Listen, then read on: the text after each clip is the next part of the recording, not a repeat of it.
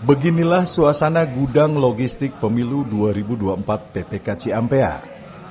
Hilir mudik pengangkutan terlihat oleh anggota Linmas setiap desa. Pendistribusian logistik kotak suara dilaksanakan secara bergilir dari 13 desa sekecamatan Ciampea, Kabupaten Bogor.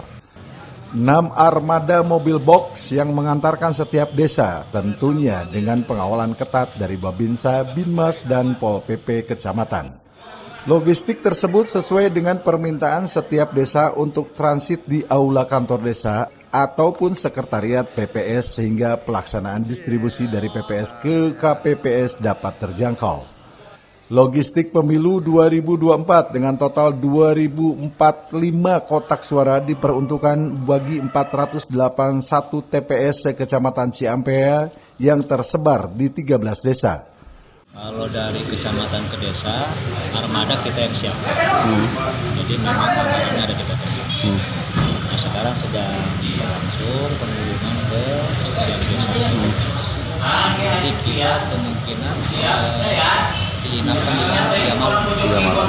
Setelah itu baru dioper ke PPS masing-masing.